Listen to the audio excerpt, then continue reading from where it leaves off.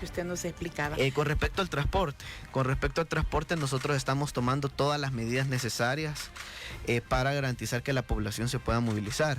Si bien es cierto, el transporte público en nuestro país de alguna manera se ha reducido su actividad económica porque hay menos pasajeros de los que han habido normalmente, entonces de alguna manera los ingresos de los transportistas se han visto reducidos. Incluso la capacidad de las unidades se ha reducido a un 50%. Entonces por el eso personal también, ¿verdad? por el personal, etcétera. Entonces eso ha hecho de alguna manera también que los ingresos de los transportistas se ha visto reducido. Nosotros hemos tenido conversaciones con la mesa de transporte. De hecho, nosotros cuando se empezaron a tomar diferentes medidas y luego del primer decreto presidencial hicimos una conferencia de prensa con los transportistas para tomar diferentes medidas, entre ellas, por ejemplo, sanitización de las unidades al menos 3 veces al día. Eso se está cumpliendo. Eso se está cumpliendo, alcohol gel en las unidades.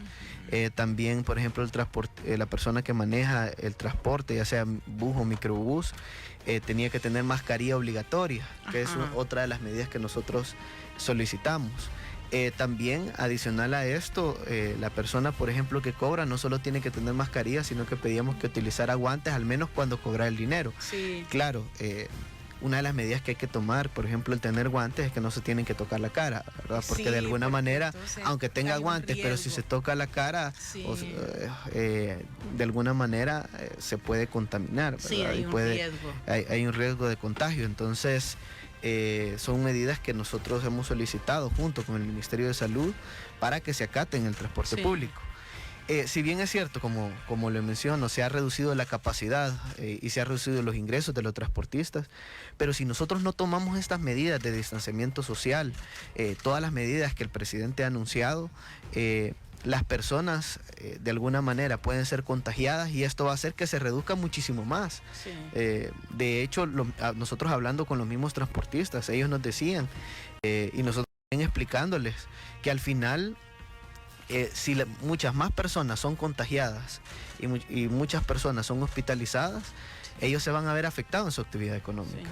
Porque las personas ya no se van a poder ir en el bus o en el microbús porque van a estar en el hospital. Entonces van a tener un impacto económico muchísimo mayor.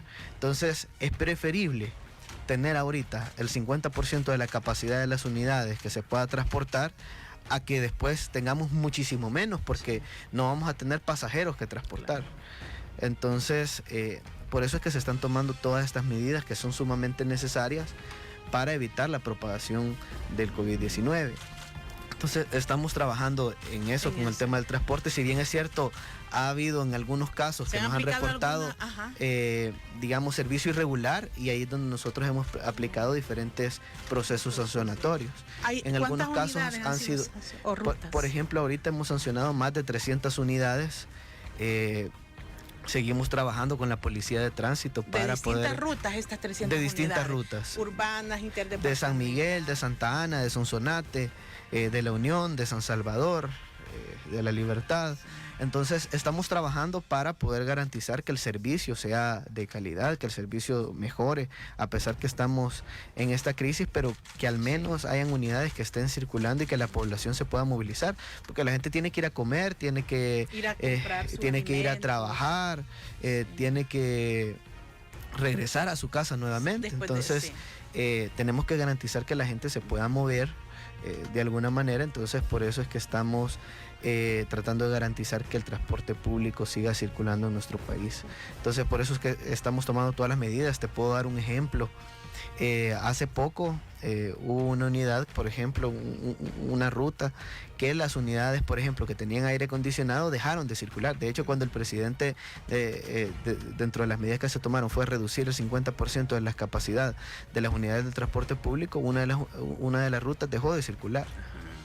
Los buses con aire acondicionado. Nosotros llegamos, hablamos con el transportista, iniciamos un proceso sancionatorio, se le colocaron las multas necesarias, pero el mismo día incluso el transportista empezó a cumplir con lo que nosotros estábamos solicitando dentro de las medidas.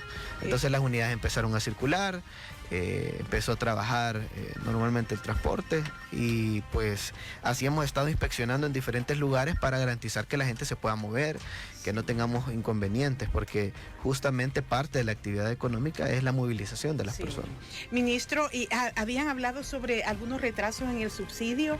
Entiendo que a raíz de la emergencia se han focalizado los recursos en lo que es prioritario, pero ¿cómo va el pago de subsidios a los transportistas con el establecimiento de los controles que ustedes ordinariamente mantienen también? Sí, bueno, yo quiero aclarar ese punto. Nosotros como gobierno no nos hemos atrasado con el pago de los subsidios. De hecho, los ingresos para pagar el subsidio siempre los hemos tenido y los tenemos.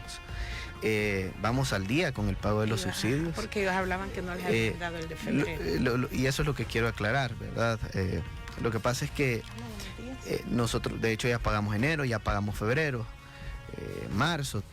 Entonces, lo que sucede es lo siguiente. Sí.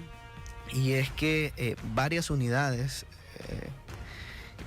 por ejemplo, alguien puede ser dueño de una línea de transporte, pero lo que sucede es que varias unidades habían estado a nombre de terceros. Habían reparos incluso de la Corte de Cuentas, sí, donde decía que no se podía entregar subsidio cuando la unidad estuviera a nombre de otra persona, no a nombre del dueño de la línea. Y lo que hacía el gobierno del FMLN era pagarle subsidio a los empresarios que a pesar que la línea no estaba a su nombre y estaba a nombre de un tercero, aún así pagaba el subsidio. Sí. Entonces, nosotros no vamos a hacer este tipo de cosas. Vamos a hacer las cosas transparentes, las cosas correctas como tienen que ser.